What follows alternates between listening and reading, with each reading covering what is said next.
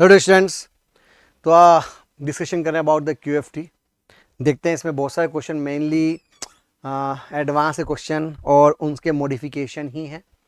तो आइए देखते हैं किस तरह से सोल्व कर सकते हैं। तो let's start with the first question. क्या लिखा है भैया? इस कंपाउंड को ढूंढना है about the cellulose try acetate. Cellulose का आइसोलेशन किया, एक्सेस में करने पर हमको सेलुलोज वर्ड आते ही आपके दिमाग में सेट हो जाना चाहिए। क्या सेट हो जाना चाहिए कि हमको यहाँ पे ये चेक करना है कि बना क्या। तो सेलुलोज वर्ड का मतलब ही होता है भाई तुझे बीटा डी ग्लूकोज ढूंढना है। और बीटा का मतलब जानते हो ना, बीटा का मतलब ये होता है कि सीक्वेंस के हिसाब से OH CH2O। सबसे पहला काम ये दोनों अपन को अप चाहिए, फिर अपन बात करते हैं। ध्यान से देखो, इस समय ये अप और ये अप दिख रहा है, यस। इस समय ये अप और ये अप दिख रहा है, यस। आगे देखो, ये अप और ये डाउन दिख रहा है, यानी ये अल्फा, ये नहीं हो सकता। ये अप और ये डाउन दिख रहा है, यानी ये भी अल्फा, ये भी आंसर नहीं आएगा। इसका मतलब हमारा आंसर दोनों में से ही आएगा। Now the question will be, जब एक्सेस में यूज करते हैं तो बताओ एक यूनिट में 3 बार एसाइलेशन होगा या एक का एसाइलेशन होगा और बाकी सारे OH छूट जाएंगे। इसको बोलते कॉमन सेंस। अगर आप एक्सेस में यूज कर रहे हो तो जो एक्सेस में हो वो सब में बटेगा, तो जब सब में बटेगा तो स्पेशल में बच नहीं सकता। इसका बेसिक फंडा ये है कि आपका आंसर ट्राई एसिटेट का मतलब 3 यूनिट अलग अलग में एसिटेट या हर यूनिट में 3 ग्रुप होने चाहिए। Yes, this is known as a artificial silk. इसी को बोलते हैं rayon. That's very fundamental question. Board level पे शायद लेबोरेटरी के अंदर प्रैक्टिस के नाम पे भी क्वेश्चन आता रहता है।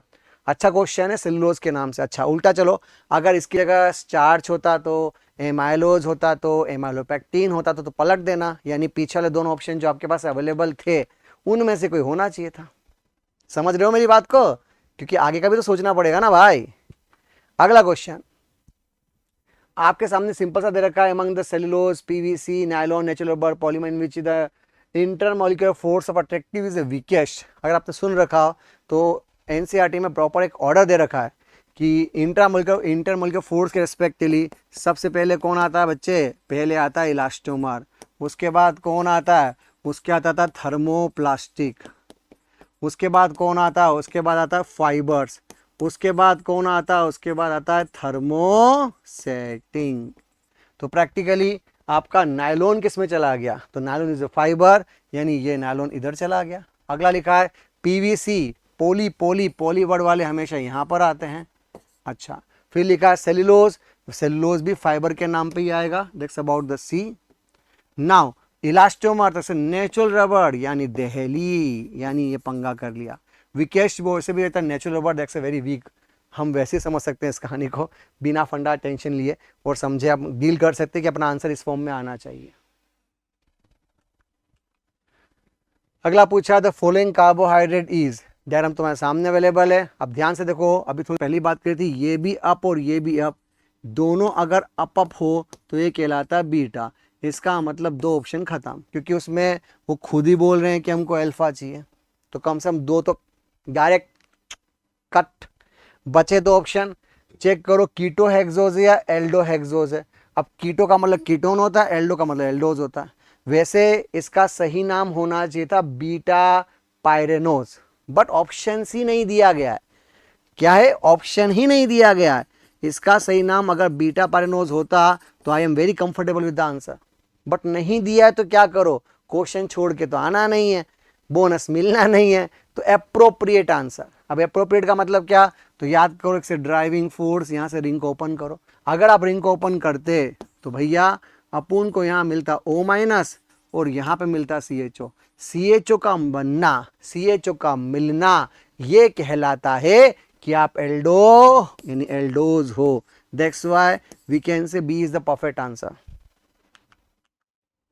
अगला simple, major product the following reaction पूछा है। आपके पास ये 4 ऑप्शन दे रखे हैं। क्या दिया है भैया? मीडियम एसिडिक दे रखा है। पहली बात बताओ, सिग्मा बॉन्ड जाएगा, लोन पेयर जाएगा, पाई बॉन्ड जाएगा। रूल फिक्स होता है, क्योंकि याद करो तीनों ही केसेस में हम लोग बनाते हैं स्टेबल कार्बोकेटायन। नाउ स्टील कार्बोटाइन के रिस्पेक्टिवली आपको बता दूं, इस कहानी में आपके पास क्या होगा, यहाँ एच जोड़िए, यहाँ प्लस बनाइए, क्योंकि बैकपाइप बॉन्डिंग से ये रिजोनेंस होने से ये सिस्टम स्टेबल होता है। It's about the OCC, octet complete carbocation. एक बार ये बना लो फिर तो सेट है, न्यूक्लियोफाइल अटैक करेगा, अपुन के पास क्या होगा, यहाँ पर आएगा H, यहाँ पर आएगा OCH2AR।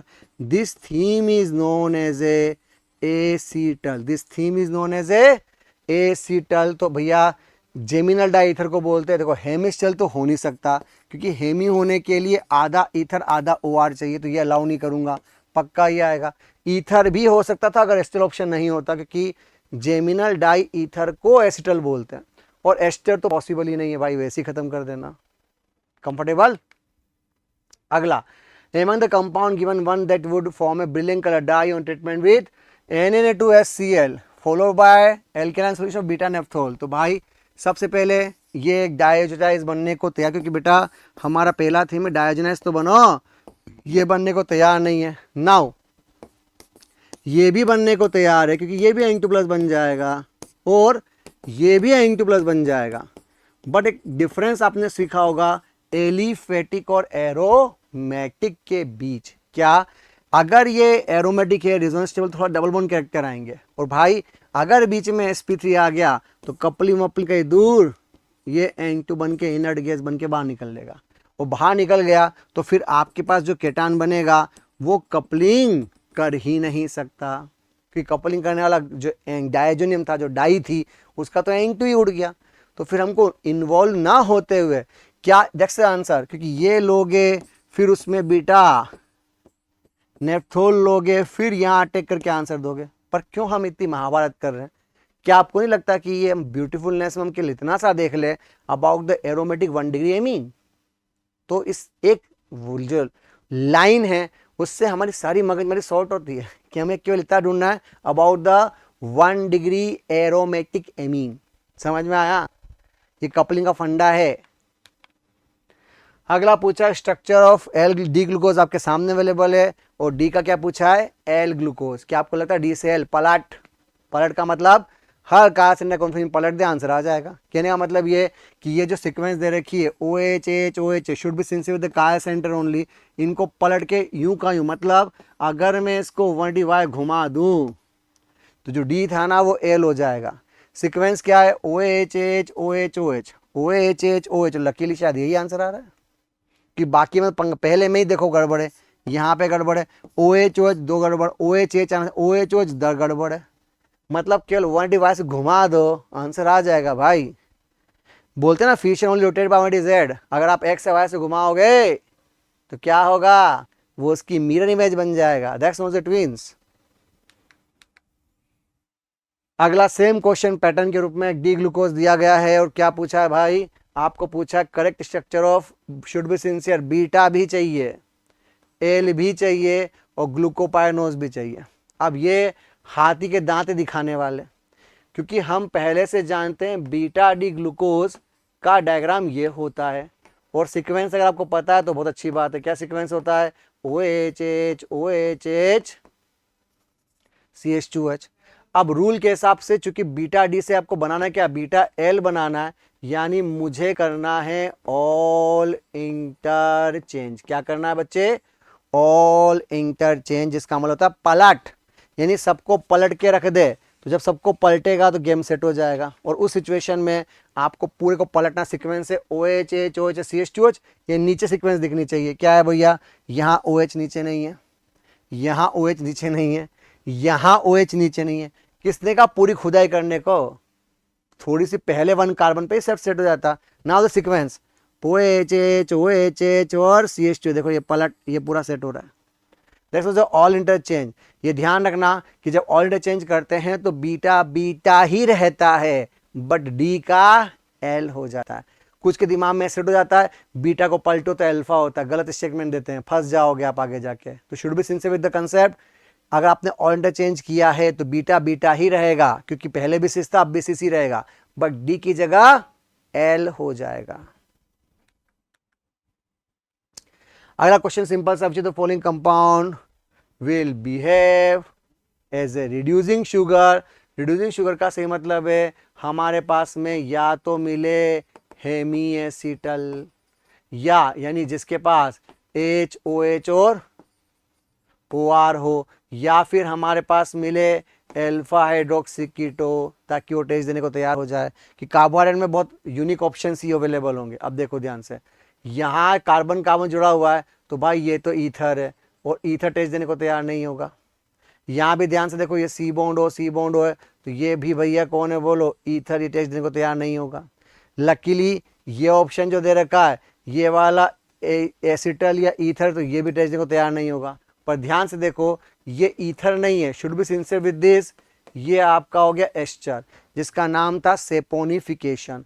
और सेपोनिफिकेशन का मतलब ये होता है बच्चे कि आपके पास यहाँ अवेलेबल है OCOCH3, आपके पास क्या है OH, अटैक करके इसको बाहर निकालो, ऐसा होने से ये आपके पास बच गया CH2OH और ये बन गया OH। और ऐसी किसी को यहाँ से बाहर निकाल दो। नाउ इट्स ड्राइविंग फोर्स, यहाँ से रिंग को क्या करोगे बोलो, ओपन करोगे, और ओपन करोगे तो ये बनेगा अल्फा हाइड्रोक्सी कीटो। क्या बनेगा, that's the theme of alpha hydroxy, और हमें इसी की ज़रूरत है क्योंकि ये बनने पर वो टेस्ट देने को तैयार हो जाएगा। तो सिंपल सा फंडा है, फंडामेंटल कंसेप्ट है कि अगर आपके पास अल्फा डी दे रखा है, मतलब ग्लूकोज के रूप में दे रखा है, या फिर कीटोन में भी कीटोज के रूप में अगर अल्फा हाइड्रोक्सी कीटोज दे रखा है, तो आप जब चाहे तब आंसर पलट के उसको कन्वर्ट कर सकते हैं। That's a very very important point. अगला, glucose on prolong treatment with HI, time pass question है। सब जानते हैं कि ग्लूकोज को अगर आप रेड फॉस्फोरस और HI के साथ मस्त हीट मारोगे तो पूरी तरीके से किसमें कन्वर्ट हो जाएगा बोलो, the theme of linear chain. लकाश लकीली ये क्वेश्चन आ जाए तो कम से कम 4 नंबर तो ऐसे पक्के सीधे सीधे। तो सिंपल सा आंसर क्या आएगा बोलो, एनहेक्सेन। ये थोड़ा खतरनाक क्वेश्चन था। The correct sequence of amino acid represent the tripeptide gives following. तो देखो याद को, किसी भी अमीनो एसिड का ये पार्ट कहलाता है एंग टर्मिनल और सी टर्मिनल। कौन सा पार्ट कहलाता है, इसको बोलते हैं एंग टर्मिनल, इसको बोलते हैं C terminal. Now remaining part पे बात की जाए तो आपको समझ में आना चाहिए कि रिमेनिंग पार्ट के रूप में क्या है, वो आपका आंसर होना चाहिए। तो सिचुएशन के अंदर हम यहाँ पे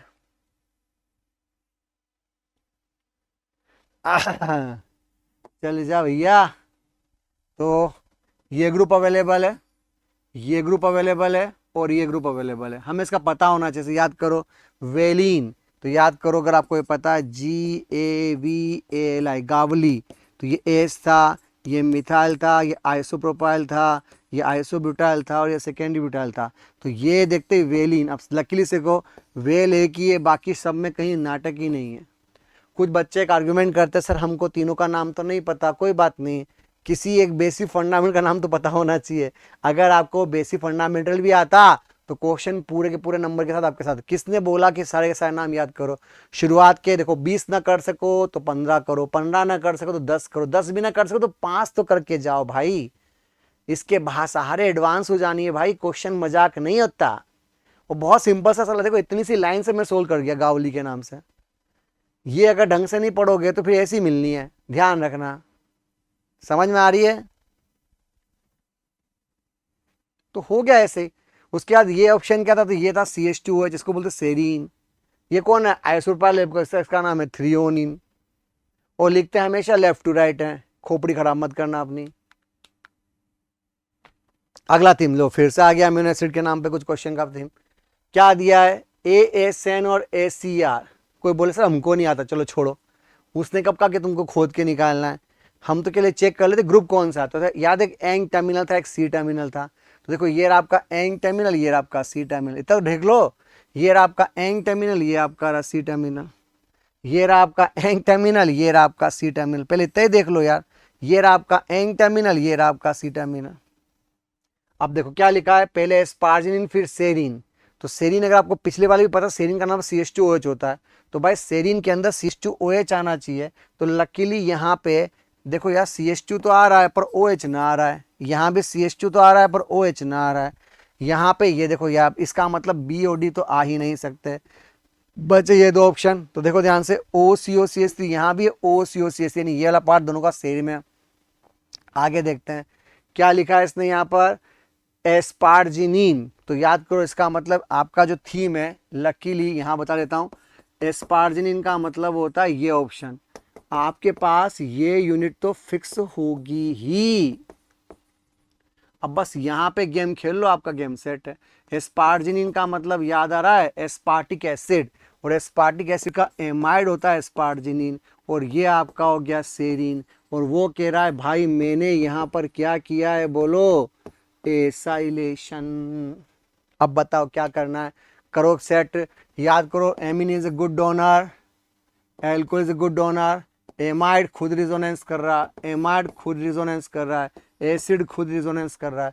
तो फैक्ट ये है कि लोकेलाइज और डीलोकेलाइज में कौन अच्छा अटैक करता है, कौन करता है भाई, लोकेलाइज। इसका मतलब लोकेलाइज पर एमाइड का चेंज होना चाहिए। तो सीधी सी बात है, लोकेलाइज पे आना चाहिए। तो देखो लोकेलाइज का मतलब एक तो इस आ रहा है, एक तुम्हारा इधर आ रहा है। देखो एमाइड पे नहीं आ रहा है, इस पे नहीं आ रहा है। इसका मतलब यहाँ बोल सकता हूँ कितने मोल चेंज हुआ, 2 मोल कंज्यूम हुआ। और 2 मोल कंज्यूम होने का मतलब समझते हो, 42 प्लस 42 84 मोलिकुलर वेट चेंज।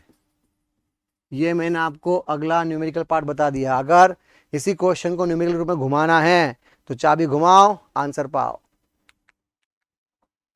अगला थीम आपके सामने दे रखा है अबाउट द RNA के नाम से। क्या दिया है, मतलब फॉलोइंग कंपाउंड कौन सा RNA, इसलिए आपको डायग्राम ढंग से पता होने चाहिए ताकि आंसर देना आपके लिए आसान हो जाए। तो भाई जैसे यहाँ पर अगर ये ऑप्शन आ रहा है तो देखिए वेरी सिंपल थीम, ये आपका था थाइमीन, ठीक है। आपको पूछा गया RNA, तो RNA ये आपका है साइटोसिन। तो बता फिर ये क्या है भैया, ये आपका इसका नाम है यूरेसिल। अगर आपको डायग्राम याद हो तो एनसीईआरटी में डायग्राम थोड़ा तमीज़ से दे रखा है, मतलब हमने उलट पलट दे रखा है तो उसने शायद आपको ऐसा दे रखा है। कुछ लोगों को लगता होगा शायद ये भी आउट ऑफ सिलेबस हो, तो भाई पलट दे, कोई प्रॉब्लम है क्या पलटने में, ऐसे पलट दे, ये यूरेसिल कहलाएगा। अगला थीम देखो, ये भी अमीनो एसिड से रिलेटेड क्वेश्चन है। अब आपको यहाँ पे अब बच्चा बोले कि हमको नाम याद नहीं करने, नाम याद नहीं करने भाई, तो ग्रुप नहीं पता होंगे तो टेस्ट कैसे पता चलेंगे। जैसे आपको पूछा टायरोसिन, तो should be sincere with this, ये ग्रुप तो सब में सहज है। टायरोसिन का मतलब क्या होता है, तो याद करो आपके पास यहाँ पर फिनोल आना चाहिए। अगर याद दिया हुआ एस्पार्टिक एसिड तो आपका ये ऑप्शन तो पी हो गया। क्यू ऑप्शन में क्या आएगा, एस्पार्टिक एसिड में एस आना चाहिए। आर ऑप्शन सेरीन, तो यहाँ CH2OH होना चाहिए। और एस ऑप्शन में लाइसिन, तो यहाँ CH2 का होल 4 NH2 आना चाहिए। अब चेक करो क्या पूछा है आपसे, एस्टर टेस्ट किसका है, तो ऑफकोर्स एस्टर टेस्ट होता है एसिड का, यानी आप एसिड की बात करना चाह रहे हो। काबिल एमीन टेस्ट किसका है, 1 डिग्री एमीन, तो भैया आप 1 डिग्री एमीन की बात करना चाह रहे हो।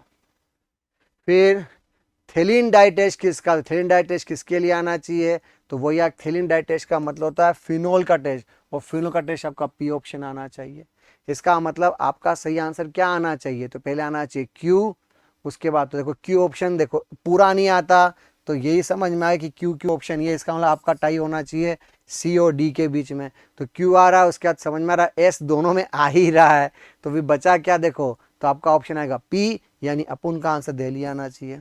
पर ये सब कब एक्सेप्टेबल है, जब आपको डायग्राम आता हो। The following compound most basic amino acid, यहाँ पे आंसर की में गड़बड़ है मेरे हिसाब से, आपका आंसर लाइसिन आना चाहिए। इसका आंसर डेली नहीं ए आएगा बेटा। क्यों, क्योंकि आपको बता दूं ये आपका सीक्वेंस है और ये आपका बेसिसिटी का ऑर्डर है, हिस्टिडीन, लाइसिन एंड आर्जिनिन। ये ट्रिक ध्यान रखिएगा, ये ऑथेंटिक ट्रिक है कि हिस्टिडीन क्यों नहीं, क्योंकि याद करो हिस्टिडीन के अंदर बहुत से बच्चे बोलते ग्वानिन ग्रुप पर, ये भूल जाते हैं भाई वो sp2 है। लाइसिन वाला जो फंडा होता है, तो लाइसिन में जो ये ग्रुप होता है CH2 का होल 4 NH2, ये आपका sp3 होता है, इससे वो पहले जीतेगा। और आर्जिनिन क्यों होता है, तो हमको बता दो आर्जिनिन के अंदर आपके पास CH2 का होल थ्राइस, उसके बाद इंपॉर्टेंट ग्वानिडीन ग्रुप होता है। इसका प्लस में इफेक्ट होने से sp2 होने के बावजूद भी सबसे बेसिक माना जाता है, क्योंकि यहाँ पे 2 प्लस सेम इफेक्ट होते हैं। ये फंडामेंटल क्वेश्चन है, यहाँ पे बहुत से बच्चे छोड़ो बहुत से टीचर तक गलत बात करते हैं, गलत आंसर देते हैं। शुड बी सिंसियर विथ हल्ला, HLA, ये आपका पक्का बेसिडी का ऑर्डर है, यानी पहले कौन आएगा, पहले आर्जिनिन आएगा, चूंकि नहीं दे रखा है तो लाइसिन आएगा, फिर नहीं देखा तो हिस्टिडीन आना चाहिए था, पर बेटा चूंकि लाइसिन दे रखा तो फिर हम इसको प्रीफर करेंगे। सुनो, should be sincere, it's not asparagine, ये तो एमाइड है, amide is a weak base. Amylopectin is a compound of, amylopectin क्या होता है सब लोग जानते हैं, एमालोपेक्टिन होता है स्टार्च का भाई, और स्टार्च के लिए क्या होता है बेटा, तो स्टार्च के लिए होता है अल्फा डी, तो बीटा खत्म, बीटा खत्म। नाउ लिंकेज कौन सा होता है, C1C2 एंड C1C6, यस और नो। यहाँ पे लिखा हुआ है C1C4, तो यह C1C4 होता है। C2 लिंकेज केवल एक ही का है, उसका नाम है सुक्रोज, वो हमको चाहिए नहीं, तो पक्का दिल्ली आंसर आना चाहिए। अगला, number of stereo centre present in linear and cyclic glucose, तो भैया सबको पता है कि लीनियर में कितने होते हैं भैया, 4 सेंटर होते हैं, और साइक्लिक में कितने सेंटर होते हैं, तो सब जानते हैं 1 2 3 4 5 होते हैं, इसको छोड़ के, तो भैया इस तरफ 4 उस तरफ 5, अपन का आंसर ये आना चाहिए।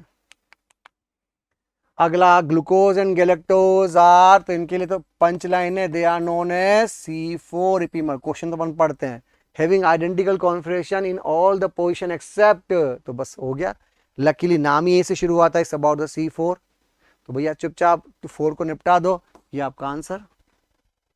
अगला, with the following is not true about the RNA, याद करो ये आपका डबल स्ट्रैंड होता है, RNA आपका सिंगल स्ट्रैंड, कभी कभी वो जरूर क्रॉस हो जाता है, उसका रीजन ये होता है कि गलती से अगर AT यानी AU और GC गलती से सामने आ जाए तब ऐसा कभी कभी होता है। इट हैज ऑलवेज, बस यही गलती कर दी, ऑलवेज नहीं आएगा, ऑलवेज नहीं आएगा, ये गड़बड़, क्योंकि पूछा क्या आपसे, नॉट ट्रू, तो पक्का ये आपका answer. Usually does not replicate, सही बात है। It is present in the nucleus of the cell, ये भी सही बात है। It control the synthesis of protein, वो भी सही बात है, पर ये ऑलवेज डबल स्ट्रैंड नहीं होता, क्योंकि डबल स्ट्रैंड की पावर किसके पास है भैया, DNA के पास।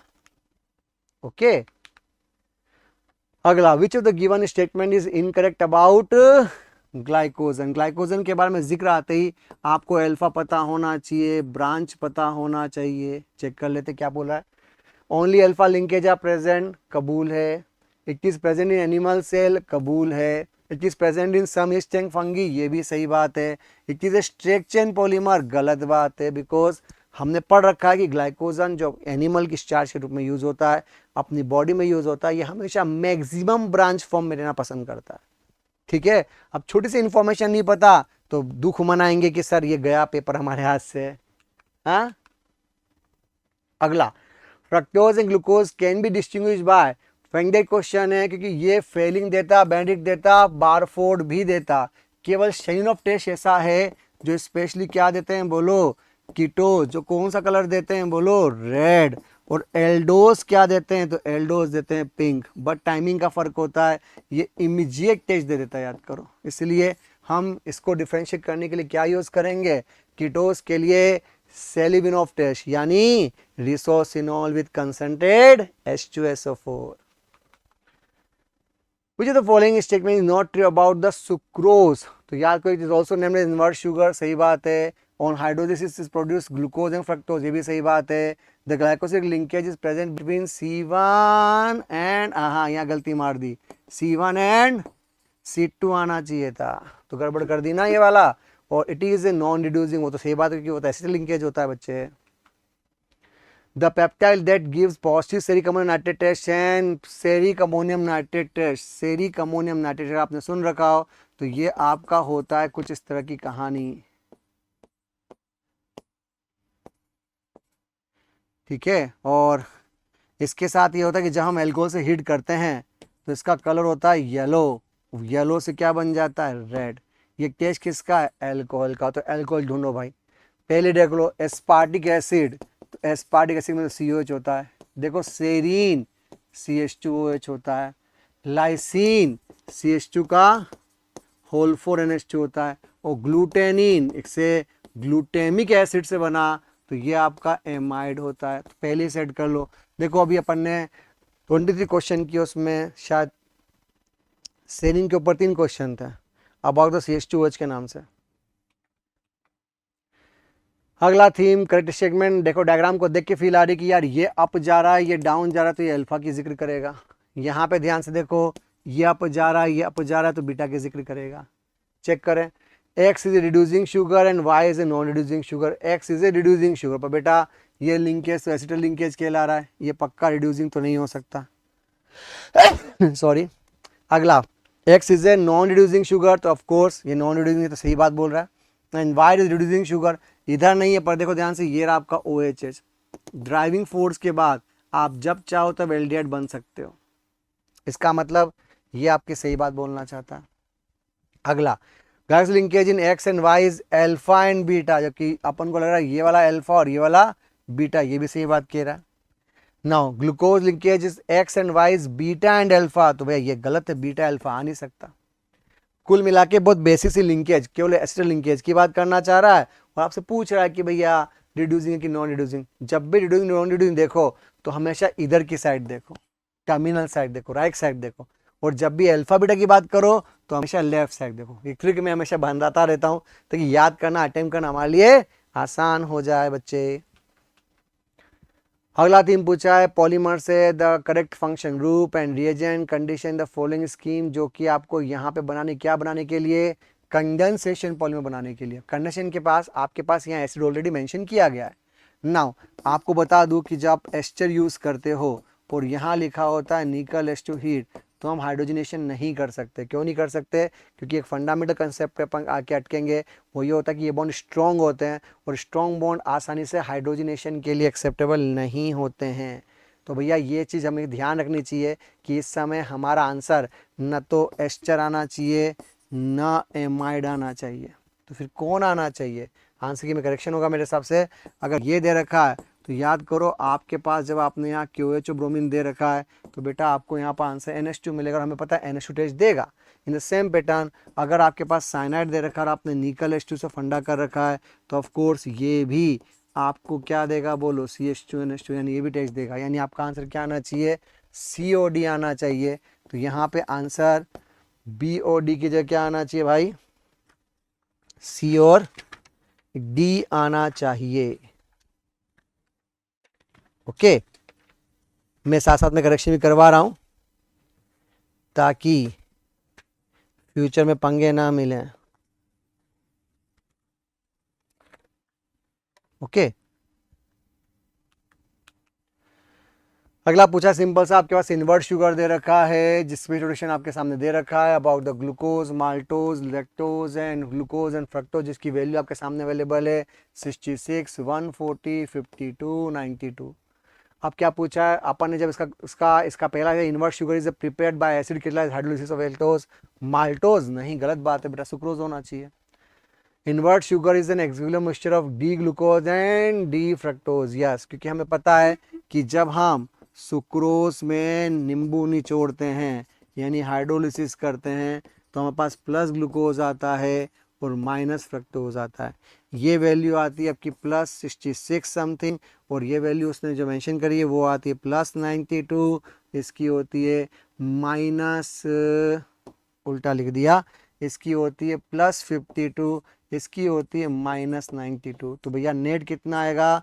-42 मोल के लिए। याद करो, चूंकि हम मोल कंसेप्ट की बात करते हैं, कोई भी यूनिट जो आएगी वो पर मोल के हिसाब से आनी चाहिए। इसका मतलब ये बच्चे कि जो 2 मोल दे रखा है इसका मतलब क्या आएगा? -20 पर मोल आनी चाहिए। थोड़ा सा फिजिकल केमिस्ट्री का हल्का सा यूज करते हुए, टच करते हुए बाहर निकला है। तो भाई आपका आंसर ये भी सही है, ये भी सही, बिकॉज इन्वर्ट शुगर की वैल्यू कितनी थी? -20। On reaction with bromine water invert sugar form saccharic acid, गड़बड़ कर रहे हो भाई, नहीं चलेगा, क्योंकि ब्रोमीन वाटर से तो रिएक्शन ही करता है आसानी से। समझ में आया? अगला, which of the following statement is are true? 2 6 member cyclohexane form a glucose are called as anomer. Yes of course सही बात है, एनोमर होने के लिए 2 6 मेंबर ही तो होते हैं, बस एक में OH अप होता है तो एक में OH डाउन होता है, कबूल है। अगला, monosaccharide can not be hydrolysed to give polyhydroxy aldehyde and ketone. Monosaccharide can not be hydrolysed to give polyhydroxy aldehyde and ketone, not can not be hydrolysed. सही बात है, ये भी सही बोलना चाहता है इसका मतलब। तो mosaic can not be hydrolysed to give polyhydroxy aldehyde and ketone.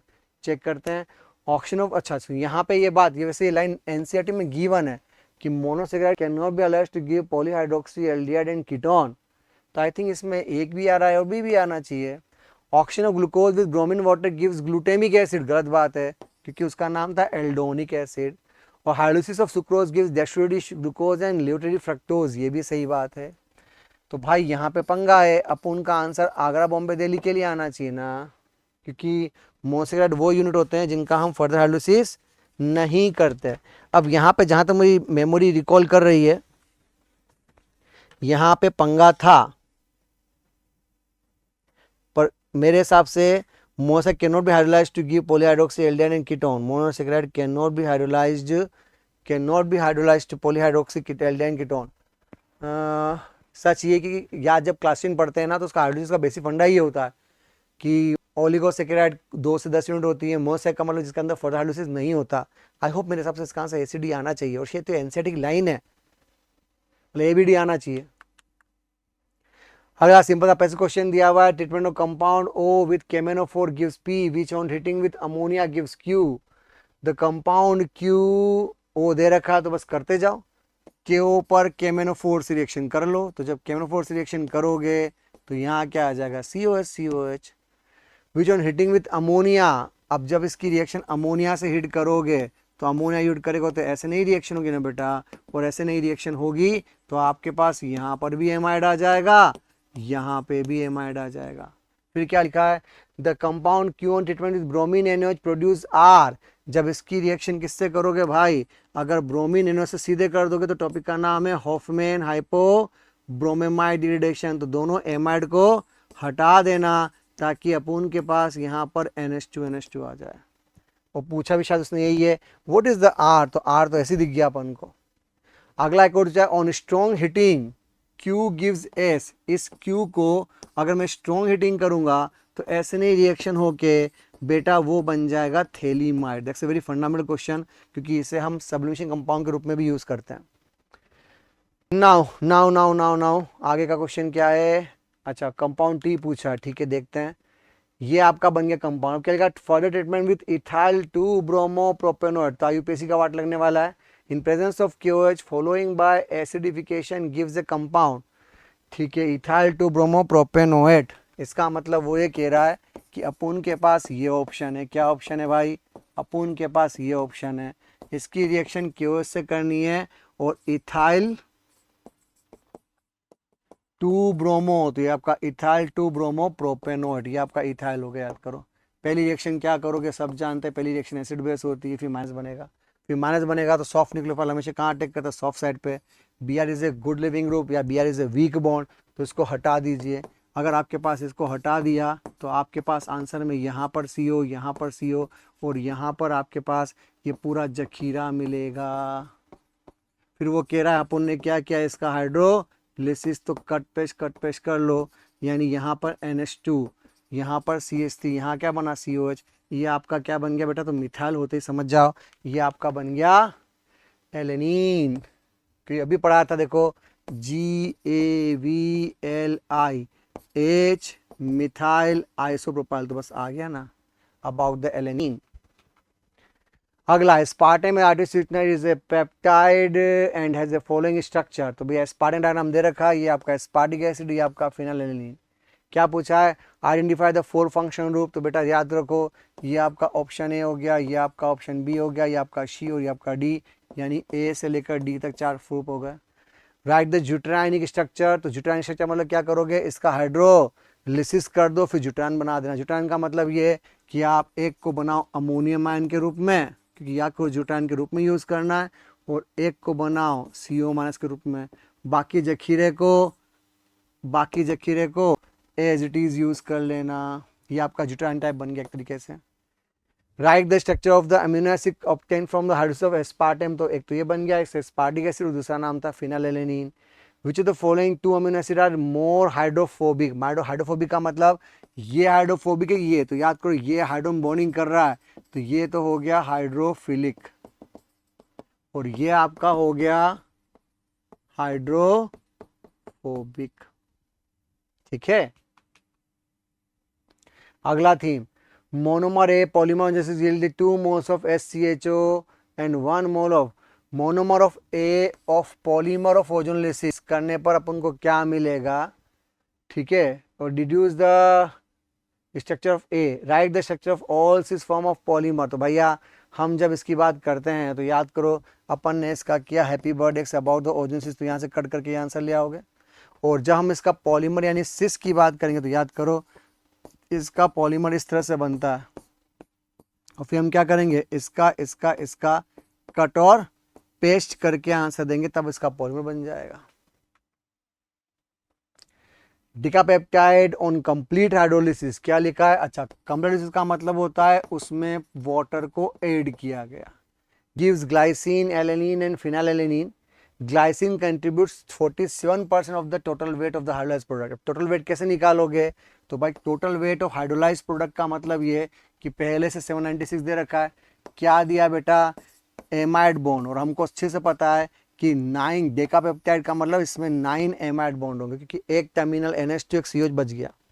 क्या किया, तो हमने यहाँ पे 9 मोलिक्यूल वाटर जोड़ दिए। अब आपको पता है एक का वेट 18 होता है, तो 9 का वेट हो गया 162। पहले से कितना वेट अवेलेबल है, पहले से अवेलेबल है 796। तो बताओ टोटल कितना हो जाएगा, ये आपका हो गया 958। अब ये 958 क्या है बोलो, आपका हाइड्रोलाइज्ड का वेट, मतलब पानी जोड़ने के बाद जो वेट बचा वो। अब पूछा क्या, सिंपल सा यूनिटी मेथड लगा दो, क्या कि अगर 100 के अंदर 47% ग्लाइसिन है तो बताओ 958 में कितना होगा, तो 47/100 इंटू 958 तो ग्राम आ जाएगा, पर एक ग्राम तो ग्लाइसिन आएगा। चूंकि उसने पूछा टोटल नंबर, तो वेट से नंबर कैसे निकालते हैं, उसका मोल का वेट मेंशन कर रखा है, यानी इसका जो भी रिजल्ट आएगा हम अगर उसके अंदर 75 ग्राम से डिवाइड कर ले तो ग्राम से ग्राम कैंसिल हो जाएगा, फिर क्या बचा, फिर नंबर बच जाएगा। तो सिंपल सी बात है छोटी सी कैलकुलेशन से हम इस कहानी को सेट कर सकते थे।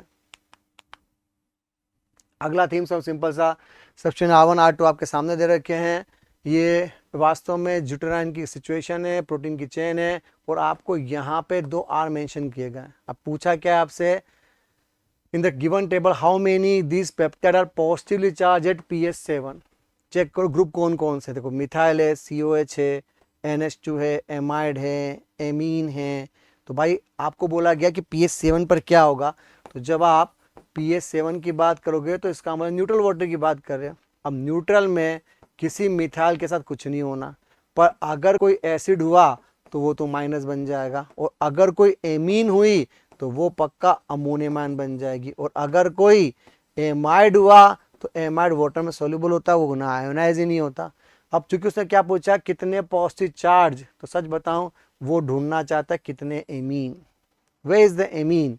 देखो ये एमाइड, ये आपका एमीन, ये एमाइड एमाइड, ये आपका एमीन पार्ट, ये आपका एमाइड, ये आपका एमीन पार्ट, ये आपका एमीन पार्ट। इसका मतलब ये ग्रुप, ये ग्रुप, ये ग्रुप और ये ग्रुप केटान के रूप में रह सकते, बिकॉज नेट चार्ज पहले से एनान केटान का न्यूट्रल है। अब एक्स्ट्रा जो प्लस बनेगा वो उसका प्लस चार्ज कहलाएगा। सेम क्वेश्चन को मैं मॉडिफाई कर सकता हूँ, बताओ pH 7 पे कौन कौन है जो एसिडिक हो रहा है, एनान कैरेक्टर लेके आ रहा है। ऐसा कुछ क्वेश्चन क्रिएट किया जा सकता है ताकि आपको डील करने में आसानी हो जाए। ओके, बढ़ सकते हैं आगे, चेक भी कर रहा हूं ताकि कुछ गड़बड़ हो तो समझ में आ जाए भाई। अगला, when the following aldohexose exist in the D configuration the total number of stereoisomer, जो टोटल नंबर ऑफ स्टीरियोसोमर दे रखे इन द पैरेनोस फॉर्म, तो I think D capital D question था, पेपर में कैपिटल डी ऑप्शन अवेलेबल था। Now आप जब attack करोगे तो यहाँ अटैक करके बॉन्ड ब्रेक करोगे, यानी यहाँ पे रिंग क्रिएट करोगे। अब जब रिंग क्रिएट करोगे तो आपके पास 1 2 3 और यहाँ पर एक चौथा कार सेंटर, बिकॉज यहाँ पे कार सेंटर तो बन नहीं रहा है, तो ये तो नहीं बनेगा, पर 4 कार सेंटर हमें सबको पता है 2 की पावर 4 तो 16 बनते हैं, पर 16 में से 8 होते हैं डी वाले, 8 होते हैं एल वाले, क्योंकि डी और एल एक दूसरे क्या होते हैं बेटा, इनएंशोमर। मैं बिना कोई क्वेश्चन अटेम्प्ट किए ऐसी तुक्का लगा दूंगा कि जब पायरेनोज रिंग यानी रिंग बनेगी तो रिंग बनते समय हमारे पास में 1 2 3, चूंकि यहाँ CH2 तो ये नहीं बनेगा, कैंसिल कर दो, ये हमारे पास कितने का सेंटर है भैया, 4 का सेंटर है, तो हम मैथमेटिकली बिना दिल दिमाग लगाए ये क्वेश्चन सोल्व कर सकते हैं। अगला ऑप्शन है tetrapeptide as a COH group as alanine. हम सबको पता है कि एक NH2 ग्रुप होता है, लास्ट वाला COH होता है, वो कह रहा है कि ये एलेनिन फिक्स हो गया। This produce glycine, valine, phenylalanine and alanine. On compared analysis for the tetrapeptide, the number of possible sequence with NH2 group attached to a कार्डल सेंटर। तो भाई इसको छोड़ के आपके पास बचा क्या है? आपके पास बचा है ग्लाइसिन, वेलिन, फिनालेनिन और फिर एलेनिन बच गया। तो आपको इसके कॉम्बिनेशन सेट करना है। तो भैया एक कॉम्बिनेशन है GVPA, तो अगला क्या हो सकता है? GPVA। फिर उसके बाद क्या हो सकता है? एक बार V को आगे कर लो तो क्या हो जाएगा? VGPA। उसके बाद क्या हो सकता है? VPGA। एक बार P आगे कर लो, PVGA। तो एक बार हो सकता है PGVA। अब चूंकि उसे फाउंडेशन के कॉम्बिनेशन तो चलने 6 हैं, अब ऑफ कोर्स फैक्टोरियल 3 से हम कॉम्बिनेशन 6 ही बनाएंगे, बट प्रॉब्लम हो रहा है NH2 ग्रुप अटैच टू कार्डल सेंटर। तो कार्डल सेंटर में ग्लाइसिन नहीं आता, इसका मतलब ये 4 कॉम्बिनेशन बचे। बात समझ में आई? सिंपल सा क्वेश्चन था। The total number of lone pair of electron in melamine polymer से क्वेश्चन है। मेलेमाइन इज ए पॉलीमर का मोनोमर के रूप में जब हम यूज करते हैं, उसका फंडा है वो इस तरह से होगा। ये देखिए आपके पास यहाँ पर यहाँ पर यहाँ पर 3 N ऑप्शन आ जाएंगे और इसके लोकेशन के हिसाब से इन 3 जगह पर मेटा पर एमिन होगा। तो प्रैक्टिकली आपके पास ये कॉम्बिनेशन आएगा और आप इसको इसी के रूप में यूज कर सकते हो। ओके, ये आपका हो गया मेलेमाइन, जिसके पास कितने हैं भैया? तो 3 N तो अंदर और 3 N बाहर, यानी आपका आंसर हो जाएगा 6। Total number of distinct natural occurring amino acid obtain by the complete hydrolysis. याद करो ये जो ग्रुप दे रखे हैं, हमको इन ग्रुप की इंफॉर्मेशन चेक करनी है कि इनमें से क्या क्या हो सकता है। वैसे बता दूं, जैसा मैंने गोले मारे वो सब अमीनो एसिड के जैसे रूप में दिख रहे हैं। नाउ हमें अच्छे से पता है कि जब हमने गावली की बात करी थी तो आपके पास यहाँ H, मिथाइल, आइसोप्रोपाइल, आइसोब्यूटाइल और सेकेंड ब्यूटाइल वाले कुछ कंसेप्ट है। नाउ ये are the natural occurring. Natural का मतलब जो टेबल में अवेलेबल है। तो बेटा टेबल के हिसाब से यहाँ पर H है तो ग्लाइसिन तो आ गया, बट ना ये दिखा हमको, ना कहीं टर्शी ब्यूटाइल दिखा। ये सब कहीं भी नेचुरल ऑकरिंग नहीं, मतलब किसी ने आर्टिफिशियली अमीनो एसिड क्रिएट किया है। बात समझ में आया? तो ये बॉडी के किसी काम का नहीं, बिकॉज ये हमारी जरूरत के हिसाब से आएगा ही नहीं किसी हाल में। अगला बहुत सिंपल सा concept, natural polymer, synthetic polymer, amide linkage, glycoside linkage. अब आपको डायग्राम पता होना चाहिए। सेलुलोज, हमें पता सेलुलोज बीटा डी ग्लूकोज वाला फंडा है, तो ऑफ कोर्स ये नेचुरल पॉलीमर में चला जाएगा और ग्लाइकोसाइड लिंकेज में चला जाएगा। नायलॉन 6 सबको पता है ये एमाइड लिंकेज का पार्ट है, तो ये सिंथेटिक में जाएगा, ये एमाइड में जाएगा। प्रोटीन सबको पता है कि नेचुरल पॉलीमर है और ये एमाइड लिंकेज है। Now sucrose, sucrose is not a polymer. सबसे इंपॉर्टेंट पंचलाइन ये, it's not polymer because polymer के लिए यूनिट ज्यादा होनी चाहिए बच्चे, 10 से ज्यादा। ये तो केवल ग्लूकोज और फ्रक्टोज से मिलकर बना है। तो ये गड़बड़ थी जो लोग जनरली यहाँ करते हैं, भावनाओं में बह जाते और लपेट लेते हैं अपने आप को। Should be sincere with this, ये गलती मत करना। बाकी सब सेट था, बहुत ही आसान क्वेश्चन के साथ। सेम क्वेश्चन क्या पूछा है? यहाँ बेंजल्डिहाइड है, एल्काइन है, साइनाइड है, आयोडाइड है। यहाँ क्या लिखा है? Give PPT with 2,4-DNP। ये टेस्ट किसका होता है? एल्डिहाइड कीटोन का, उसको चेक कर लेते हैं। गिव प्रेसिडेंट विद AgNO3, तो शुड बी सेंस AgNO3 के साथ AgCN भी बनता है, AgI भी बनता है और Ag टमेल्काइन के साथ भी तो सॉल्ट बनाते हो भाई, गलती कैसे कर सकते हो? न्यूक्लियोफाइल का मतलब, न्यूक्लियोफाइल का मतलब होता है कि भाई आपके पास एनायन भी हो सकता है, लोन पेयर भी हो सकता है, पाई बॉन्ड भी हो सकता है। इन्वॉल्व इन साइनोहाइड्रीन, तो याद करो साइनोहाइड्रीन का मतलब क्या होता है? जब एल्डिहाइड कीटोन पर साइनाइड की रिएक्शन की जाती है तब जाके एक OHCN का बनना साइनोहाइड्रीन कहलाता है। अब चेक करो इस हिसाब से क्या है। तो एल्डिहाइड ऑप्शन दे रखा है, यस 2,4-DNP के रूप में यूज कर सकते हो, और चूंकि इसमें एल्डिहाइड कीटोन ग्रुप है तो साइनोहाइड्रीन का आंसर आना चाहिए, यानी अपन के पास ये ऑप्शन भी आएगा और साथ में ये ऑप्शन भी आना चाहिए। टमेल्काइन दे रखा है, पक्का ये AgNO3 के साथ यूज होता है और ये मार्कोनिकॉफ में एज ए न्यूक्लियोफाइल यूज किया जा सकता है इस कहानी के अंदर। यस और नो? तो मेरे हिसाब से इसके अंदर Q भी आएगा और R भी आना चाहिए। तो बी ऑप्शन के अंदर क्यू भी आना चाहिए और आर भी आना चाहिए। ऑप्शन सी वाले में भी क्यू भी आना चाहिए, नहीं सॉरी, क्यू भी आना चाहिए, आर भी आना चाहिए और एस भी आना चाहिए। तो सी ऑप्शन के अंदर क्यू आर एस आना चाहिए और डी वाले के अंदर आपका आंसर क्यू भी आना चाहिए और आर भी आना चाहिए। तो यहाँ पे करेक्शन कर सकते हैं अपन, यहाँ क्यू आर आएगा और यहाँ पे भी क्यू आर एस आना चाहिए। ठीक है, अगला सदाबहार क्वेश्चन आपकी कहानी के लिए, दिस इज लास्ट क्वेश्चन। क्या पूछा है भैया, sodium fusion exchange with compound की प्रूशियन ब्लू कलर, याद करो प्रूशियन ब्लू कलर साइनाइड का टेस्ट होता है। एफिशिएंसी टेस्ट, तो बेटा ये फिनोल का टेस्ट होता है। अगला give white PPT with AGN होती है, वाइट पीपीटी का मतलब अब बात केवल एजीसीएल की कर पाओगे। और react with hydrogen form corresponding hydrogen, तो एलडीएक्स से हाइड्रोजन कौन बनाता है, तो जो हाइड्रोजीन होता है उसकी बात की जाए। नाउ क्या पूछा, ये आपका हाइड्रोजीन है तो ऑफ कोर्स, और इसमें चूंकि कार्बन एब्सेंट है तो ऑफ कोर्स ये सोडियम फ्यूजन नहीं देगा। एफिशिएंसी टेस्ट भी नहीं देने वाला, याद करो। वाई पीपीडी यस, क्योंकि इसमें सीएल है तो पक्का एजीसीएल के वाइट पीपीडी तो पक्का यहाँ पे मिल ही जाएंगे। और अगला ऑप्शन एल्डिया के साथ रिएक्शन करने पर हाइड्रोजन से हाइड्रोजन बन रहा है, यानी अपन का आंसर एकदम परफेक्ट आएगा यहाँ पे आर और एस के लिए। ये आपको याद करो, ये आपका सी एच के साथ सी एन बॉन्ड है तो पक्का ये प्रूशियन ब्लू कलर देने वाला है। चूंकि इसमें फिनॉल है तो ये पक्का एफिशिएंसी टेस्ट देने वाला है। हर ऑप्शन को एक क्वेश्चन बना के चेक करो। वाई पीपीटी क्यों नहीं दे रहा, क्योंकि यहाँ पे ध्यान से देखो आई है तो एजे का तो येलो पीपीटी होता है, और हाइड्रोजन ये एक ही नाइट्रोजन है तो हाइड्रोजन बना ही नहीं, तो गेम वैसे ही खत्म हो गया। अगला देखो, यहाँ से फिनॉल भी दिख रहा है और साइनाइड का टेस्ट भी आ रहा है, यस और नो, तो पी भी आएगा, क्यू भी आएगा, और चूंकि यहाँ सीएल दे रखा है तो आर भी आएगा, इसलिए P Q R C answer दे रहा है।